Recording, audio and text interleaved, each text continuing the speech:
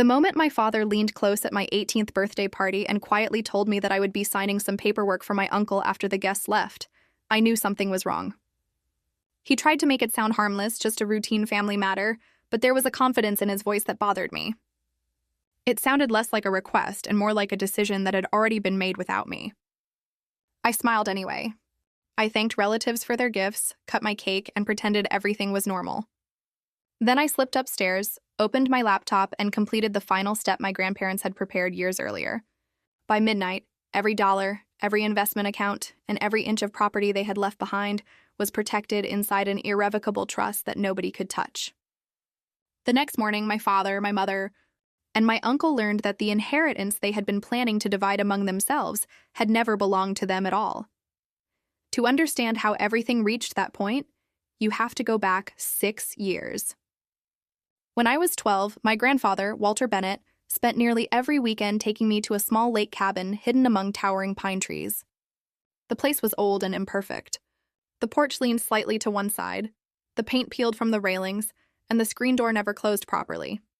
But to me, it felt more like home than the house where I actually lived. My grandfather taught me how to repair loose boards, patch leaks, and care for the land.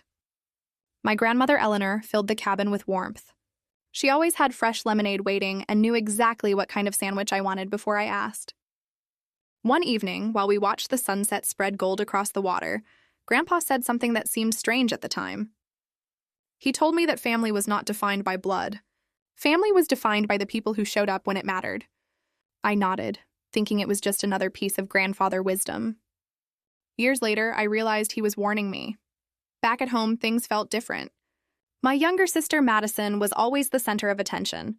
She had the bigger bedroom, the newer clothes, and endless praise for every achievement.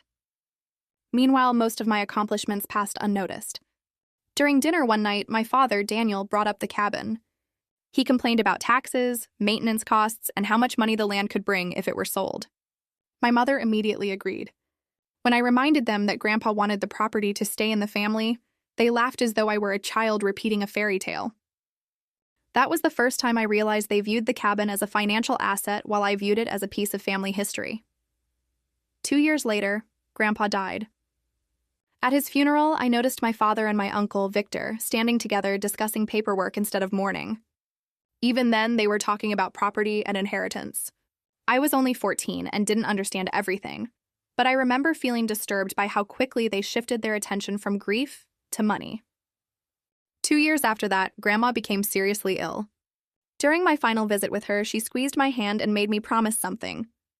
She told me not to let anyone take the cabin away. Her voice was weak, but her eyes were completely serious. I promised her I would protect it. Hours after her funeral, I overheard my father discussing how they could finally sort out the property now that both grandparents were gone. That conversation changed something inside me forever. Over the next 2 years, the cabin became my refuge.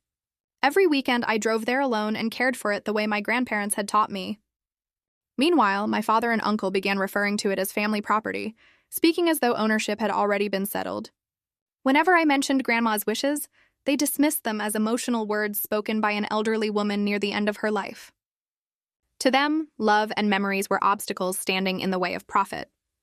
The more they talked, the more determined I became to honor my promise. Everything changed when I was 17. While cleaning a closet inside the cabin, I discovered an envelope with my name written on it. Inside was a business card for an attorney named Rebecca Lawson. I kept it without telling anyone. A few months later, Rebecca called me herself. She explained that my grandparents had hired her years earlier and insisted that she contact me before my 18th birthday. When I met her at her office, she revealed a secret that completely changed my understanding of everything. Years before either of them died, my grandparents had transferred the cabin, savings accounts, and investment portfolio into an irrevocable trust worth more than $2 million. I was the sole beneficiary. Legally, none of it belonged to my parents or my uncle. Rebecca explained that Grandpa had predicted exactly what would happen after his death. He believed his sons would try to sell the property immediately, so he created a structure that prevented them from doing so. The trust had been recorded years earlier, making it nearly impossible to challenge. After that meeting, I started paying closer attention. Not long afterward, I overheard my father and Uncle Victor discussing plans to sell the cabin to a development company for hundreds of thousands of dollars. Victor had already signed paperwork promising a sale. The shocking part was that neither of them actually owned the property.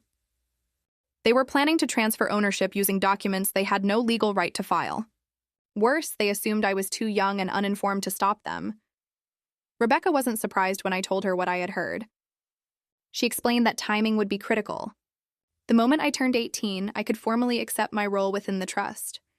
Once that happened, she would file additional legal protections that would freeze any attempt to transfer ownership. All I had to do was remain quiet until then. Those final days before my birthday were some of the hardest of my life. My parents suddenly became very interested in discussing family finances. They talked about sacrifice, responsibility, and helping the family survive difficult times. My uncle offered me $50,000 if I agreed to support the sale. He spoke as though he were doing me a favor. What none of them knew was that my grandparents had already created a separate educational fund worth more than that amount specifically for my future. The money my uncle was offering wasn't generosity. It was bait. The night before my birthday, I drove to the cabin alone. I sat on the porch where Grandpa and I used to watch the lake and listen to the wind moving through the trees.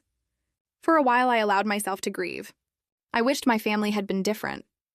I wished my father valued memories more than money. I wished my mother had defended me instead of helping pressure me. Most of all, I wished I didn't have to protect myself from the people who should have protected me. But wishes don't change reality. Legal documents do. At midnight, Rebecca and I connected through a video call. Together, we completed the final paperwork. With my signature, I officially became the beneficiary my grandparents had chosen years earlier. The trust was now fully active. Everything they left behind was legally protected. The next afternoon, my birthday party was filled with smiling relatives, balloons, and cake.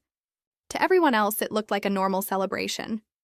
Then my father stood up and announced that our family had decided to sell the cabin for everyone's benefit. He even claimed that I supported the decision. Every guest turned to look at me. For a moment, the room was silent. Then I calmly told everyone that I had never agreed to sell anything. My father tried to laugh it off, but the tension was obvious. The atmosphere changed immediately. Guests sensed something was wrong. Within an hour, most of them had quietly left. That evening, my father gave me an ultimatum. He said that if I refused to cooperate, I would lose financial support and might even have to leave the house. My uncle repeated the same pressure tactics. They believed they still had leverage. They had no idea the situation had already changed. The next morning, Rebecca arrived at the county recorder office the moment it opened and filed the final legal notices. Less than an hour later, my father and uncle arrived with their forged ownership documents. They were confident right up until the clerk informed them that the property belonged to an irrevocable trust and had for years. Their paperwork was worthless. My father called me in a panic. He accused me of betraying the family. For the first time in my life, I told him the truth. My grandparents hadn't excluded him because they didn't love him. They excluded him because they didn't trust him. The silence that followed was longer than any argument we had ever had. Things became even worse for my uncle. The development company he had promised the property to discovered that he never owned it. They sued him for breach of contract. Investigators also discovered irregularities in his paperwork, including evidence of a forged notary seal. Within weeks, he was facing lawsuits, legal expenses, and the suspension of his professional license. I expected to feel victorious. Instead, I felt exhausted. Winning against strangers might feel satisfying, but winning against family feels like surviving a disaster. Nothing about it is enjoyable. The people responsible for your pain are still people you once loved. Eventually, my father stopped talking about lawsuits and sales. His business failed, and he was forced to rebuild his finances honestly. My mother returned to work after years away. My sister, who had never understood what was happening, apologized for the role she unknowingly played in the family dynamic. Slowly, relationships began to heal, though they would never be exactly the same. A few months later, I found a letter my grandfather had left behind. In it, he explained why he chose me. He wrote that I cared about whether the roof leaked before I cared about what the property was worth. He said that some people understand the difference between value and valuables, and he believed I was one of them. The final line brought tears to my eyes. He told me to take care of the cabin because it had taken care of me first. Today, I still live near that lake. The cabin remains exactly where my grandparents wanted it. Every time I sit on the porch and watch the sun rise over the water, I think about the lesson they left behind. Real wealth isn't always measured in dollars. Sometimes it is measured in memories, promises, and the courage to protect something worth more than money. My grandparents saw a storm coming years before I did. They built a shelter for me before I even knew I would need one. And because of that, when the storm finally arrived, I had solid ground beneath my feet.